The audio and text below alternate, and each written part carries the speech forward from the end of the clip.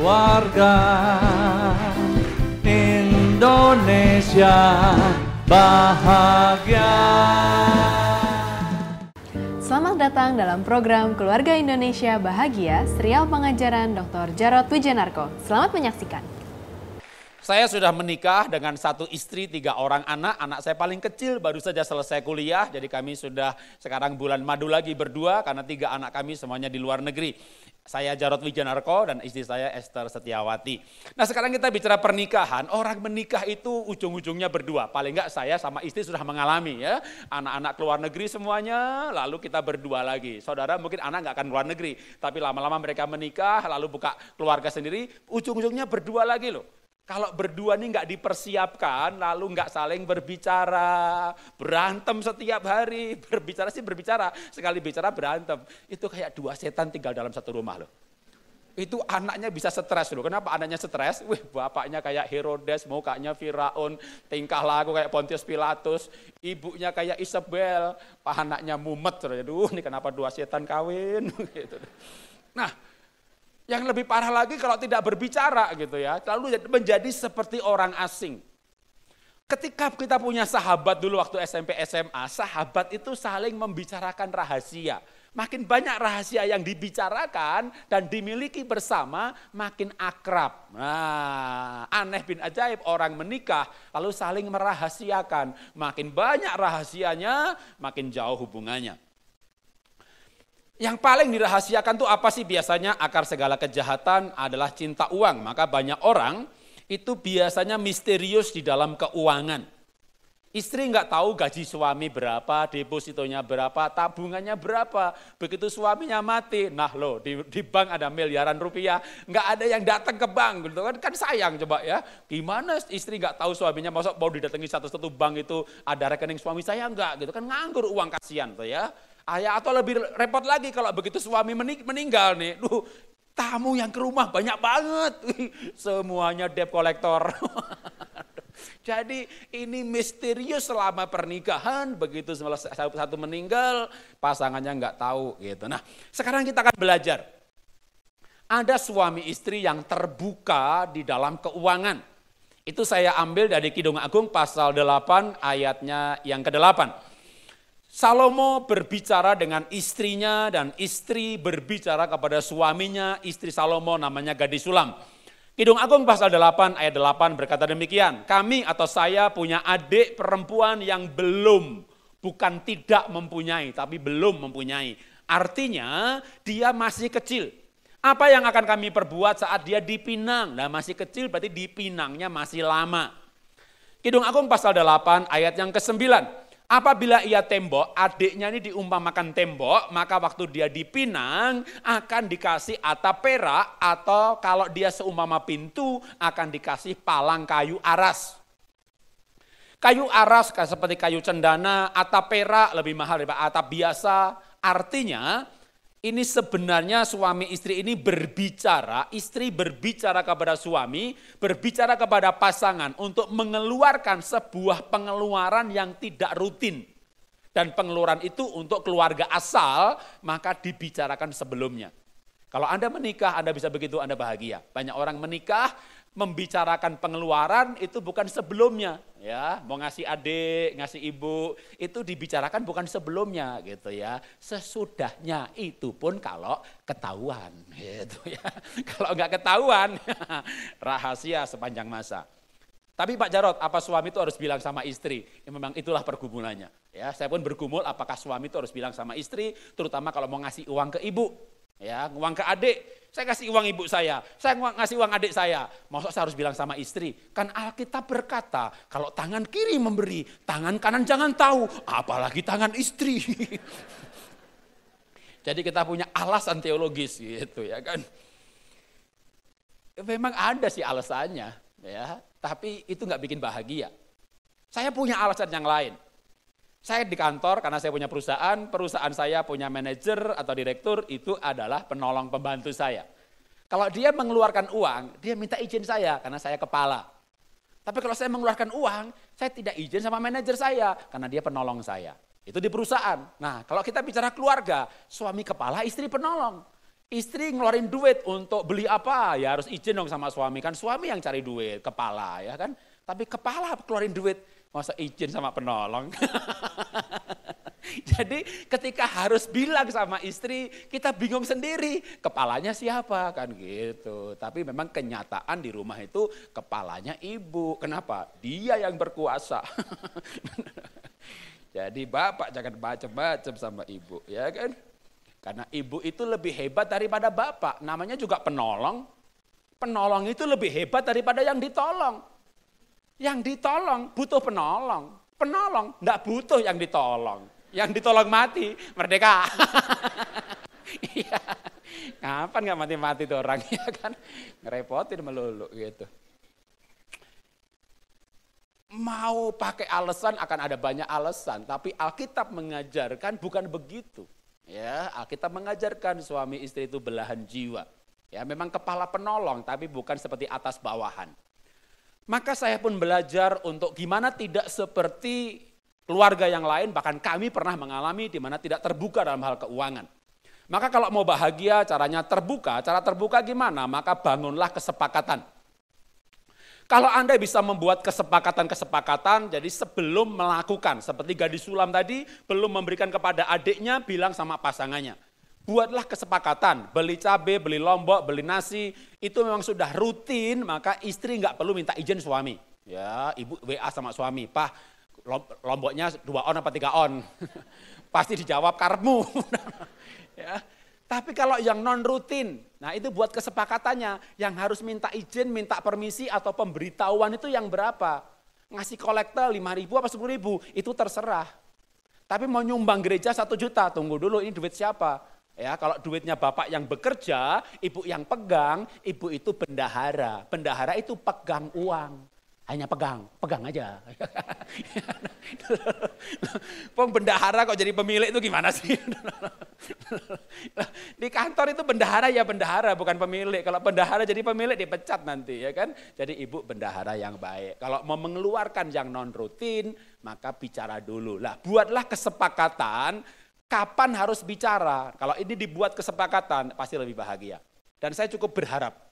Saya punya pengharapan luar biasa, survei menjelaskan maka keluarga muda lebih banyak yang lebih profesional dalam mengelola keuangan. Itu tadi grafik gambarnya adalah mengenai hasil survei atas keluarga muda dan keluarga tua gitu ya. Yang keluarga muda mereka sudah punya pola-pola hal seperti itu.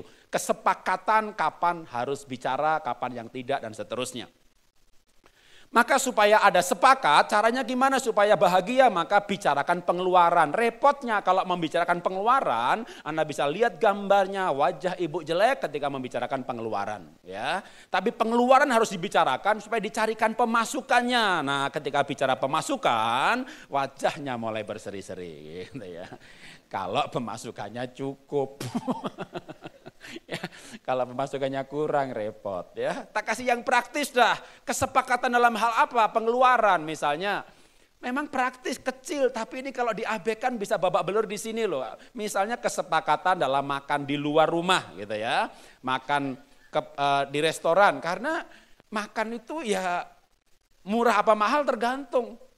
Anda 100.000, 200.000 beli di pasar dimasak serumah 8 orang cukup.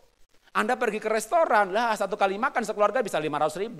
Jadi hidup ini murah, yang mahal itu gengsinya. Kalau saya biasa hidup murah karena saya lihat orang miskin. Bapak saya jagai tanahnya orang lain, tukang kebun. Di situ ada rumah dari dinding bambu, atapnya daun, lantainya tanah, saya tinggal di situ. Saya kecil jualan es lilin, waktu kuliah di Bogor, pacar saya kosnya 120.000, saya cuma 10.000 1 bulan. Kenapa? Saya kos-kosan di pinggir Sungai Ciliwung, ada rumah liar, saya kos di situ. Dalam kondisi seperti itu, pacar saya mau sama saya. Tuh ada di sini dia. Ya. Tapi itu membuat saya tidak ragu-ragu kalau dia cinta banget sama gue. Karena saya miskin dia mau gitu. Tapi ketika orang miskin ini menikah dengan tidak miskin, dalam pola keuangan ada masalah yang perlu dibangun kesepakatan. Misalnya makan di luar gitu ya. Saya ini kan orang Jawa, miskin lagi, bapak saya tukang kebun, guru SD, ibu saya guru TK, yang nggak pernah makan di luar. Jadi begitu menikah punya anak, istri saya kan ekonomi berada. Wih, anak-anak diajak makan keluar, besok lagi makan keluar. Wah, mereka senang sekali. Saya diem, saudara. Kenapa saya diem? Sambil makan tuh saya ngitung, saudara. Ini kenapa tempe 10.000 ya? Ini di pasar cuma 3.000, dipotong jadi 3. Jadi susah menikmati karena puluhan tahun miskin. Anak saya 2 di Singapura, paling kecil baru aja lulus kuliah di Melbourne. Jadi berapa bulan lalu, kalau minggu lalu kami juga ke Melbourne sekeluarga. Tapi beberapa bulan yang lalu saya ke sana sendirian nengokin anak saya. Lalu anak saya bilang, "Pak, di Melbourne ini tempatnya ngopi, Pak. Papa kan suka kopi. Wih, di sini kopinya enak-enak." "Oh ya, yuk kita ngopi di kampus aja. Habis itu kamu kuliah, Papa syuting." "Jangan, Pak, di kampus nggak enak, Pak. Tapi murah." "Ya, tapi nggak enak, Pak." Laki-laki itu yang dipikir murah. Kenapa? Karena laki-laki itu nggak ngerti rasa. Asal murah pasti enak. Makanya coba bapak-bapak, ibu-ibu ajak temannya laki-laki makan ke tempat yang mahal. Suruh dia bayar. Nanti dia bilang begini, "Tempatnya sih bagus ya, tapi rasanya nggak enak." Nggak enak bayarnya. Ajak laki-laki ke tempat yang murah, suruh dia bayar. Waduh, ini enak nih, enak. Dia nggak ngerti rasa. Laki-laki itu rasanya cuma 2, lapar sama kenyang. Nah, tapi lidahnya nggak ngerti rasa. Nah, saya ini orang miskin, balik lagi. Sekeluarga makan, wah istri saya senang, anak saya senang. Saya mikir, nih kenapa mahal nih tempe, kenapa mahal ini, gitu. Sama anak ke Australia, diajak anak saya, "Pak, ngopi di sini, Pak. Aku pokoknya Papa nurut aja," gitu. Wah, diajak ke kafe yang, wih tempatnya artistik, minum. "Enak kan, Pak? Enak. Enak, Pak?" Saya masih mikir, kenapa? $5.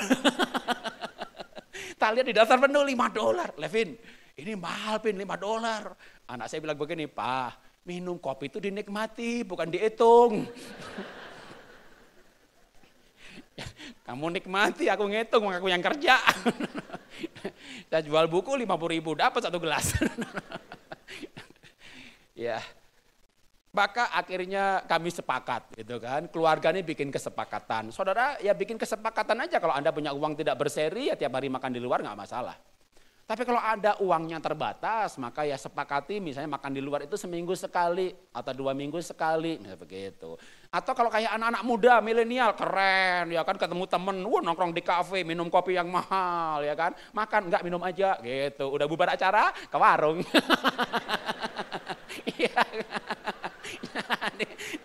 Ketemu teman-teman, ya jamu minum kopi di kafe, mahal, 1 gelas 50.000, 40.000, gengsi kan. Bubar acara udah ya ada, kebeseman saudara. Jadi hidup ini sebenarnya murah, yang mahal itu gengsinya. Ya disiasati aja ya kan, minum sama teman di kafe yang mahal. Temennya pulang, kita minum, kita makan di warteg. Ketemu temen. Sama lo kesini. Ya nggak apa-apa lah. Sama-sama duitnya terbatas ya kan. Yang penting waktu di kafe tadi foto selfie, di warung nggak foto. Ya. Sebentar tak nangis dulu saudara. Kasihan saudara.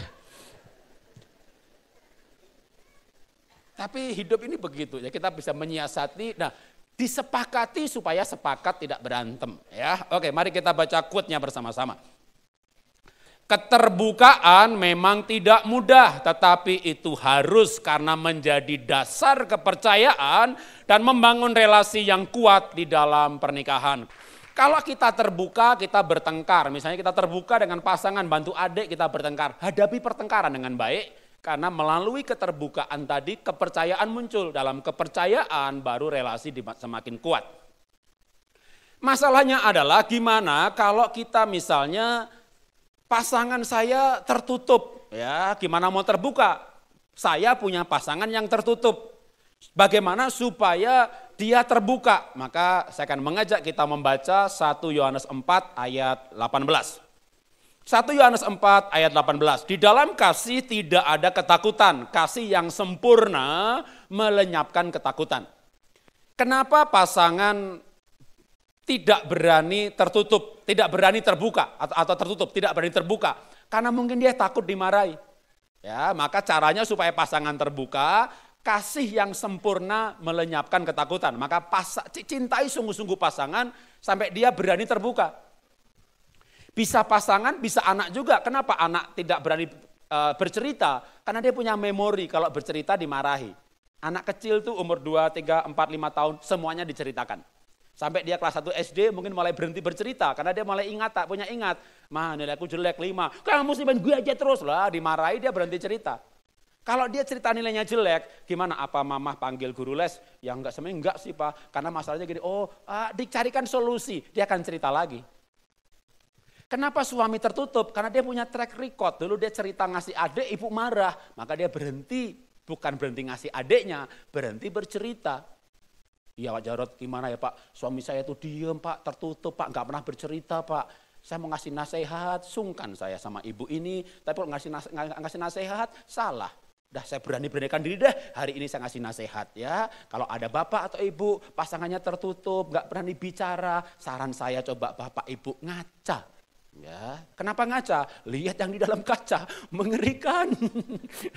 Jadi kadang pasangan itu takut terbuka karena kita mengerikan. Maafkan saya kalau saya bicara kasar, tapi mungkin kita responnya nggak benar gitu loh, marah. Coba kalau nggak marah, mungkin dia akan berani terbuka. Ya, maka belajarlah untuk mengasihi pasangan dengan sampai dia berani terbuka.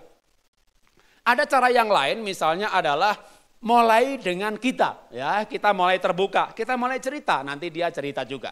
Jadi kalau pasangan kita yang tertutup, maka cintai dia sampai dia merasa aman untuk terbuka, lalu berikan contoh keterbukaan. Sampai dia merasa aman untuk terbuka. Kalau dia sudah mulai merasa aman gitu ya, tapi gimana caranya dia mulai merasa aman? Ada caranya, misalnya cintai keluarganya. Saya akan berikan contoh, misalnya tadi saya cerita bahwa saya lahir dari keluarga miskin, lalu kami sekeluarga semuanya dalam kondisi yang serupa. Jadi waktu saya pacaran sama istri saya itu jujur, saya tidak pernah bohong atau nutup-nutupi kalau saya keluarga miskin. Dan istri saya tahu waktu kita masih pacaran bahwa saya keluarga miskin. Lalu menikah gitu, memang agak kaget dia setelah menikah. Kenapa paman saya juga miskin, Pak D saya juga miskin, bule saya juga miskin, bude saya miskin. Itu dia baru ngeh loh. Memang orang itu kalau orang kaya ya kan, pamannya kaya, Pak Le-nya kaya, budenya kaya, temannya kaya. Orang kaya saudaranya kaya. Lah orang miskin kere, ya Pak D-nya kere, bulenya kere, budenya kere, Pak D-nya kere. Itu namanya kere group. Itu yang sempat agak kaget istri saya, kenapa sekeluarga miskin semuanya. Lalu saya jujur pernah tidak jujur. Tapi kenapa saya sekarang bahkan beberapa tahun terakhir saya terbuka dengan pasangan. Saya terbuka setelah saya yakin istri saya mencintai keluarga saya seperti saya mencintai keluarga saya. Tak kasih contoh aja ya, kesaksian. Nah, saya pernah nggak jujur. Jadi saya bilang sama ibu saya, Bu ini duit 1 juta ya, ini bonus. Jangan sampai istri tahu. Setiap bulan saya ngasih ibu ratusan ribu, itu istri tahu. Tapi kalau yang berkala, waktu dapat bonus gitu ya, 1 juta, 700 ribu, saya bilang sama ibu saya dengan tambahan pesan di belakang, Bu, ini uang ya, jangan sampai istri tahu. Sekali, 2 kali, 3 kali, 4 kali, 5 kali, lama-lama ibu saya niteni. Nah niteni itu bahasa Ibrani ya, dari Jawa Tengah. Mengamati gitu ya, setiap kali diberi kok bilang istri jangan tahu. Maka ibu saya setelah niteni, mengamati, menganalisa. Ya Bu, Le, ibu ora tentrem, nggak bahagia. Lah kenapa Bu nggak bahagia? Dikasih duit kok nggak bahagia. Lah setiap kali kamu memberi kok dengan pesan jangan sampai istri tahu. Apa kamu tuh nikahnya nggak bahagia? Bahagia Bu. Ya tapi kok bilang begitu? Apa istrimu tuh util? Ya util itu bahasa Ibrani juga, saudara ya. Dari Jawa Tengah ya. Util itu pelit ya. Apa istrimu pelit? Gitu. Saya diem aja. Karena saya diem aja, ibu saya menganalisa lebih jauh. Ya, apa analisanya? Saya kan orang Jawa, istri saya ini orang Tionghoa. Ya, kalau Anda tahu Pendeta Daniel Aris Sugianto itu adik istri saya, ya kan orang Tionghoa kan. Nah, jadi ibu saya itu menganalisa begini, Le, bojomu wong Cina ya Le ya. Ya Cina, ya util kabeh ya Le ya. Jadi, ternyata saudara, perbuatan saya itu merusak reputasi satu bangsa. Sehingga ibu saya berkata, wong Cina udil kabeh. Orang Cina itu pelit semuanya. Karena itu saya hari ini mau minta maaf kepada orang-orang Tionghoa di sini. Maafkan saya merusak reputasi kalian. Dan sebagai bentuk permintaan maaf saya bertobat dan sebagai bentuk pertobatan saya berubah. Ya. Apa perubahannya? Saya tidak mau ngasih ibu saya diam-diam. Kalau saya ngasih ibu, justru istri yang ngasih. Nih, kamu yang ngasih ke ibu, gitu ya. Sama istrinya dihitung, waktu ngitung amplop buat ibu, dia ngitung, saya udah berdebar-debar nih. Teguhkan, kuatkan hatimu, apapun yang terjadi, hadapi, terbuka lebih baik daripada tertutup. Saya kuatkan diri saya dengan membaca ayat-ayat.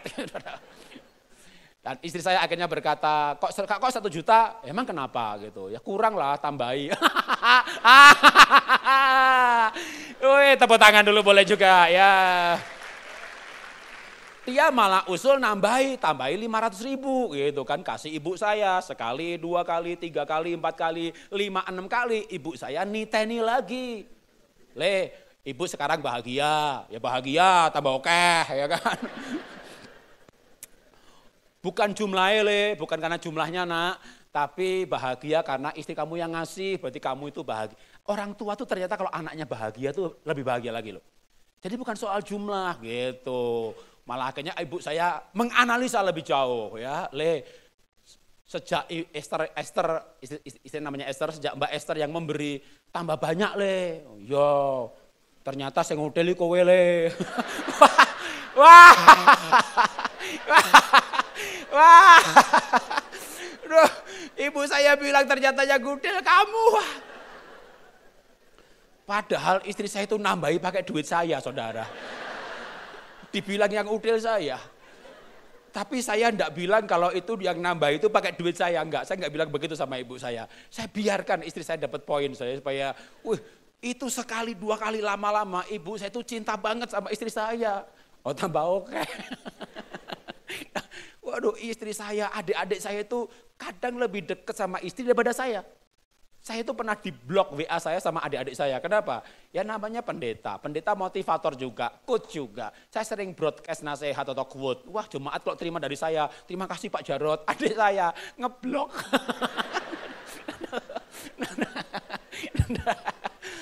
Memang Nabi itu gak dihargai di rumah sendiri, saudara. Tapi istri saya tidak pernah bermasalah sama keluarga saya karena memberinya lebih banyak. Jadi, kalau istri saya waktu saya minta untuk memberikan kepada ibu saya dan dia marah, apakah saya menjadi orang yang jujur seperti hari ini? Tentunya tidak. Jadi saya berubah lebih jujur, integritas saya bertumbuh, juga pengaruh dari istri yang bersikap mencintai keluarga saya. Karena itu kita perlu belajar bersikap, karena perilaku itu respon dari perlakuan. Jadi kalau kita memperlakukan pasangan demikian, anak demikian, nanti responnya berupa perilaku mereka. Bagaimanapun juga hukum tabur tuai itu berlaku. Maka kalau pasangan mau terbuka, ya kita cintai keluarganya. Ya, waktu dia bercerita ngasih adiknya, ngasih kakaknya, kalau perlu usul aja nambah, gitu ya. Kan duit-duit dia juga. Atau dia gak punya kemampuan nambah, kita tambahin sendiri gitu ya. Oke, kita akan baca quote-nya bersama-sama. 1, 2, 3. Di dalam kasih ada rasa aman untuk bertumbuh dalam keterbukaan dan memperkuat hubungan pernikahan. Kita lanjutkan bagaimana kalau sekarang bukan pasangan yang tertutup sehingga kita cintai dan berikan dia teladan. Tapi justru kita sendiri. Bagaimana kalau saya yang takut terbuka? Ya, saya yang takut untuk terbuka. Ayatnya serupa, tapi ambil sisi yang lainnya lagi. Jadi dalam Amsal pasal 11 ayat 3 dan 6. Orang yang jujur dipimpin oleh ketulusannya, tetapi pengkhianat dirusak oleh kecurangannya. Orang yang jujur dilepaskan oleh kebenarannya. Yang penting kita jujur, kita tulus, kita sungguh-sungguh mau mencintai keluarga asal kita, ya, dengan maksud yang baik. Maka kalau untuk itu terbuka dan menghadapi hal yang tidak baik, maka percaya bahwa sebuah ketulusan akan menyelesaikan pertengkaran. 1 Yohanes 4 ayat 18 yang tadi kita baca sebenarnya sama, cuma yang saya kasih garis merah yang bagian ujung belakangnya. Yang sebenarnya sama juga ya. Di dalam kasih tidak ada ketakutan, kasih yang sempurna melenyapkan ketakutan, sebab ketakutan mengandung hukuman, dan barang siapa takut, ia tidak sempurna dalam kasih. Maka kalau kita yang takut untuk terbuka, mari kita sempurnakan kasih kita. Menyempurnakan kasih di dalam keluarga, dalam pernikahan, dalam kaitannya soal terbuka atau tertutup. Kalau kita terbuka, takut dia marah, takut ditolak, takut ini keterbukaan mungkin bukan soal masalah uang, tapi masalah kegagalan yang memalukan. Maka kita perlu mempersiapkan, ya, mempersiapkan untuk berani terbuka. Persiapan untuk berani terbuka ini misalnya memilih waktu yang tepat, ya, saat ngobrol, saat mukanya lagi baik, lah dia mukanya nggak pernah baik Pak, Herodes melulu Pak. Ya berlibur, kalau perlu bercinta, hubungan suami istri, sekali dua kali, besoknya mukanya ceria, baru ibu jujur. Bapak ngasih uang ke ibu 2-3 kali, mukanya ceria, baru terbuka. Untuk yang selama ini tidak terbuka, sampai lama-lama keterbukaannya mutlak. Ya, karena keterbukaan itu perlu dipersiapkan. Seorang laki-laki ikut retret, lalu pulang ke rumah, cerita sama istrinya, jujur kalau dia selingkuh 3 kali, istrinya bunuh diri. Saya pernah mendengar cerita seperti itu. Maka sebelum jujur perlu mempersiapkan pasangan. Pastikan dia lahir baru, pastikan dia sungguh-sungguh dalam Tuhan. Tapi yang penting adalah kalau sekarang selingkuh lalu berhenti. Lalu 3 tahun tidak selingkuh, selama 3 tahun tadi mempersiapkan istri untuk menerima kejujuran. Saya tidak mengajarkan harus terbuka hari ini. Tapi terbuka itu sebuah tujuan yang perlu dipersiapkan. Tapi selama tidak terbuka untuk yang disembunyikan, tidak boleh sebuah kebohongan baru. Ya, tidak bohong itu misalnya begini. Tidak jujur yang masih bisa diterima. Kamu punya duit? Punya. Kamu punya duit? Enggak, padahal punya, berarti bohong. Kamu punya duit? Punya. Berapa? Kamu nggak usah tahu. Nah, ini masih boleh. Kenapa? Karena kalau kita sebut jumlahnya, kadang ada pasangan yang judi. Ya, atau dia nggak judi, misalnya seorang istri tahu suaminya punya duit sekian, ngambek, minta tas yang mereknya aneh-aneh, yang bikin saldonya habis. Gitu. Nah ini kan perlu dipersiapkan, jadi jujur itu harus tapi butuh waktu, tapi bohong tidak boleh. Kalau mau tidak jujur tapi nggak bohong adalah punya duit, punya berapa, kamu nggak usah tahu, ini untuk anak-anak, begitu ya. Tapi menikah harusnya mencapai sebuah target di mana nantinya adalah ya jujur dan tidak bohong, ya terbuka dalam arti. Tapi bagaimana kalau kita terbuka dan pasangan belum bisa memahami, buat dia paham. Mungkin saya berikan contoh untuk membuat dia paham. Saya keluarga miskin dan keluarga saya miskin semuanya, maka memang pernah waktu kami baru merintis keluarga. Jadi saya dan istri menikah tahun 90, kami tinggal di rumah petak di Jakarta, 6 kali 6 meter persegi, kami hidup dari bawah. Saya bilang sama istri, saya nggak mau terima pemberian dari orang tua, mertua, keluarga, untuk kita bangun rumah, kita nabung sehemat mungkin, kita kontrak rumah semiskin, sejelek mungkin, supaya bisa nabung sebanyak mungkin. Jadi kami hidup dari bawah. Tapi bagi keluarga asal saya di Jakarta, kerja di perusahaan besar, di Astra waktu itu. Bagi orang kampung, Mas Jarot sudah berhasil. Padahal kita tinggal di rumah petak. Di Jakarta, di pinggir Kuningan ada kuburan, kami tinggal di situ. 600.000 untuk 6 bulan kontraknya. Kami hidup betul-betul dari bawah. Dan dalam kondisi seperti itu, tiap bulan saya ngasih uang adik saya, ngasih uang ibu saya, yang istri saya tahu karena itu bulanan. Pernah istri nggak tahu yang tadi tuh, yang berkala tapi jumlah besar. Sering pembicaraan hal itu pun membuat suasana rumah nggak enak ketika berbicara bantu keluarga saya. Ya, nah maka saya membuat istri saya memahami dengan bercerita latar belakang saya. Ya, saya bilang sama istri, dari kecil, waktu kecil tuh saya disuapin sama ibu. Sambil disuapin, ibu saya bilang, "Le, tak dongake sukses yo Le yo. Kowe nek sukses ingat adikmu." "Iya, Bu." Gitu. Minggu depan disuapin lagi, "Le, tak dongake kaya sugih kowe Le. Kowe nek sugih ingat anak Pak Demu ya Le." "Lah Bu, kok ingat anak Pak De barang? Lah Pak Demu yo kere Le, kaya awake dhewe." "Oh ya." Minggu depan disuapin lagi, ingat anak bule. "Lah kok anak bule Bu?" "Lah bulemu yo kere Le, kaya awake dhewe." Bu, Pak De kere, bule kere, awake dhewe kere. "Kok kere kabeh?" "Lah kan kere grup Le." Saya tuh sering bercerita begitu sama istri sampai dia akhirnya paham gitu ya. Wah ini keluarga miskin itu ternyata menikahi orang yang miskin itu sak keluarga besar. Miskin semuanya. Maka saya bilang sama dia, teguhkan dan kuatkan hatimu. Sampai dia betul-betul memahami gitu ya. Nah supaya lebih paham lagi gitu ya. Nah ini kalau foto ini kayaknya Anda tahu beberapa wajah di situ dah gitu ya. Ini keluarga besar istri saya. Supaya kalau saya berbuat baik kepada keluarga saya, istri paham, saya fair. Apa itu fair? Adil lah gitu ya, berbuat baik juga pada keluarganya ya. Kan keluarga istri semuanya diberkati gitu ya. Anda perlu tahu ya, Anda punya, kayak saya nih, keluarga saya miskin semuanya, itu butuh pertolongan, butuh bantuan. Keluarga pasangan kaya semuanya, dengar saya ya, orang kaya itu juga mau dibantu. Ya, kalau nggak percaya, kasih dolar, pasti diterima.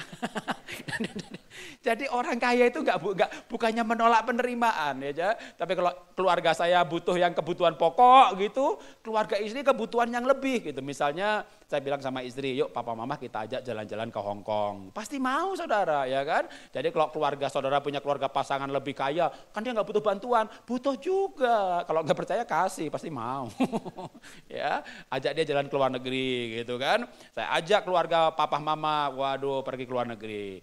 Sambil pergi ngajak keluarga mertua ke luar negeri, baru ngomong ya, yang nanti ganti bapak ibu tak ajak ya ke luar negeri biar dia pernah merasakan ke luar negeri. Ya yang dekat aja Singapura.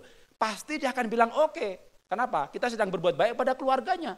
Jadi istri saya bilang oke, udah saya langsung begitu balik Indonesia, saya telepon bapak ibu saya, Pak Bu bikin paspor Bu, gitu. Paspor ya potole KTP internasional. Nang luar negeri butuh paspor gitu lah, makanya bocah dengan delay, nanti kita ke Singapura Bu Pak gitu. Wah bapak ibu saya kompak, ora usah, kenapa? Bapak ibu tuh wedi numpak motor mabur, engko nek jiglok piye? Jiglok itu jatuh gitu. Jadi saya bilang sama istri, bapak ibu nggak mau bikin paspor, nggak mau keluar negeri, kenapa? Takut naik pesawat, bagus, dalam negeri lebih murah. Saya bilang sama ibu saya, Bu kalau nggak mau keluar negeri ya sudah, nanti aku pulang ke Solo, kita sekeluarga nginep di Tawangmangu, nginep di hotel, kita semuanya di sana biar akrab. Gitu. Ibu saya bilang lagi, Rele, ojo le, ra usah neng hotel, kuwi larang. Tuku panganan baik, gowo mule, makan yang omah. Ya itulah keluarga saya, nginep di hotel nggak bisa tidur. Kenapa? Ngitung harganya, ya kan. Jadi kita tuh kalau libur murah gitu ya, beli makanan bawa pulang ke rumah. Tapi itu nggak milenial. Jadi anak saya stres. Kenapa? Anak saya tak bawa ke Solo dengan daftarnya. Dia belum pernah ke Solo, tapi dia tahu makan apa aja dari Instagram, ya kan? Yang komennya bagus-bagus. Nanti ke Solo makan ini sampai di Solo sama ibu saya disiapin di rumah. Jadi anak saya, Pak, ini gimana rencananya, Pak? Kamu makan aja dikit, udah. Nah, habis itu kita pergi, kalau nggak dimakan nanti ibu marah gitu. Jadi makan dikit, namanya anak sekarang kan nggak mau makan di rumah ya kan. Sudah punya daftar mau kemana saja gitu. Ya itulah gap generasi. Tapi paling tidak kita belajar untuk, kalau kita punya ketakutan untuk terbuka, maka tutup ketakutan itu dengan kasih yang praktis, yaitu baikin dulu keluarganya. Setelah baik dengan keluarganya, saya yakin Anda punya keberanian untuk terbuka. Ya, pasti. Oke, kita akan baca quote-nya bersama-sama. Saya lompati satu file ya. Soal Ratu Esther, ya, kita baca sekarang quote bersama-sama. Sebentar ya. Ya, sebentar, saya kecepatan jebretnya. Betul ya? Oke, kita baca bersama-sama. 1, 2, 3. Pernikahan tempat di mana sepasang kekasih bisa berbicara apa saja, baik masa lalu, isi hati, dan harapan masa depan. Orang yang menderita itu orang yang tidak bisa berbicara. Ya, ketika kita punya sahabat, kita bisa ngobrol apa saja, senang sekali. Kita punya pacar dulu, kita bisa bercerita apa saja, kita senang sekali. Lalu kita menikah, kita mulai merahasiakan, itu kesalahannya. Ya, kalau toh terbuka bertengkar, hadapi bertengkarnya sampai lama-lamanya biasa bertengkar, lalu bertengkar dengan baik, bertengkar dengan benar, bertengkar tanpa kepahitan, tapi itu membawa pada pemahaman. Sehingga akhirnya Anda bisa menjadi sepasang orang yang menjadi teman bicara. Kami sudah masuk paling tidak 3 tahun terakhir, anak saya paling kecil udah kuliah di luar negeri. Kami sudah 3 tahun di rumah berdua lagi. Dan itu masih lama loh. Umur saya baru 56. Kalau mati umur 100 aja. Masih 44 tahun lagi. Makanya Bapak Ibu yang sekarang belum berdua, suatu saat aja akan berdua loh. Bayangin loh, tinggal berdua sama dia tuh. Berdua. Kalau Anda gak bahagia, itu 2 setan tinggal bersama. Yang satu gak mati-mati. Maka kita persiapkan menjadi 2 sahabat yang tinggal dalam satu rumah. Kenapa sih bertengkar? Apa sih sumber pertengkaran? Sumber pertengkaran adalah UUD, ujung-ujungnya duit. Akar segala kejahatan bisa kepahitan. Akar segala kejahatan bisa penyembahan berhala. Akar segala kejahatan bisa percabulan atau seks yang tidak diselesaikan. Tapi juga akar segala kejahatan adalah cinta uang. 4-4-nya ini saya bahas dalam buku yang judulnya Pernikahan Bahagia. Nah, mengenai cinta uang, maka Kidung Agung pasal 8 menceritakan seorang wanita yang punya kebun anggur hasil dari pemberian orang tua, bukan pemberian suami. Dan ketika dia kelola kebun anggur pemberian orang tua, maka ayat 12-nya dikatakan, kebun anggurku yang punya aku sendiri ada di hadapanku, bagimulah ya raja, bagimulah 1000 keping perak itu Raja Salomo. Ini adalah istri Salomo yang punya usaha kebun anggur dan hasilnya diberikan kepada suaminya. Tentu ini tidak harus dipraktekkan secara real gitu ya. Tapi paling enggak ada cerita di mana istri bekerja dan uangnya diberikan pada suami. Bisa juga sebenarnya malah suami yang bekerja, uangnya dipegang istri. Tapi kalau istri sendiri yang dapat duit dari suami dan dia juga bekerja, maka uangnya dimasukkan ke dalam kas keluarga dan dipakai bersama-sama. Tapi kalau seorang wanita cinta uang, ketika dia bekerja, lalu uang hasil pekerjaannya tidak ikhlas untuk keluarga. Nah itu masalah. Ibu kerja, lalu anaknya tasnya rusak. Ma, tasku rusak, beliin tas dong, minta bapakmu. Itu tugas bapakmu. Nah, itu anak langsung sadar, ini spesies jahat. Jadi, loh, anak itu akan paham kalau ibu nggak ngerti teknologi, tapi anak tidak akan paham kalau ibu jahat. Jadi anak akan paham kalau orang tua gaptek karena emang beda generasi, tapi anak nggak akan paham kalau orang tua jahat. Jadi mari kita jadi orang tua yang baik. Wanita bekerja tidak masalah seperti Amsal 31 yang sering disebut sebagai wanita bijak. Dia punya usaha kebun anggur, pemintalan, permadani dan lain-lain. Tapi kenapa wanita ini dicintai suami dan dicintai anak? Karena Amsal 31 ayat 12-nya berkata bahwa ia berbuat baik kepada suaminya.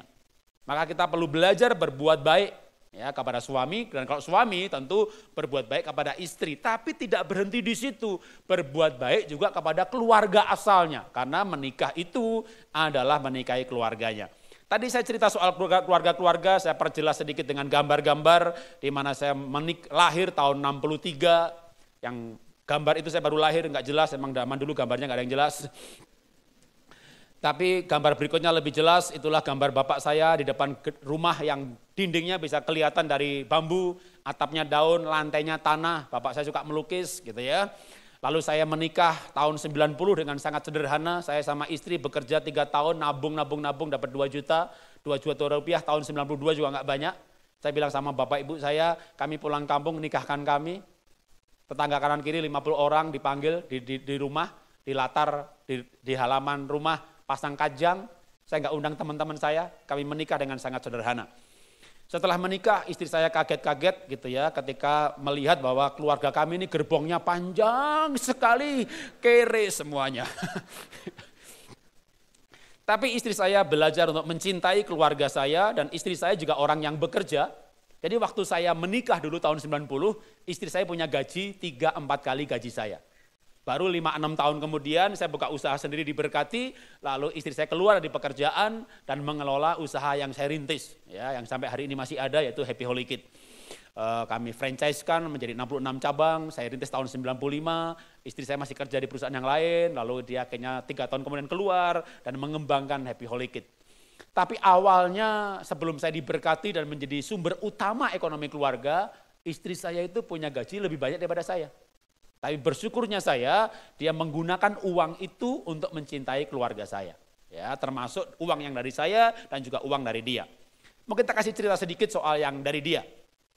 Di awal pernikahan, istri saya pengen mendekati keluarga saya karena kami beda budaya.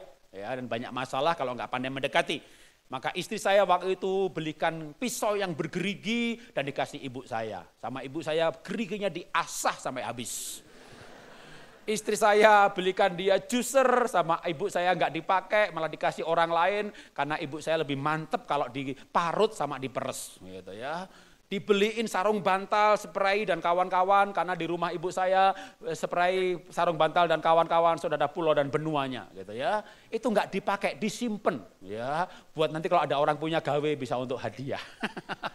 Jadi istri saya merasa tertolak, kok memberi nggak pernah dipakai. Lalu akhirnya saya bilang, ya udah tanya aja sama ibu, sebelum memberi itu tanya dia sukanya dikasih apa.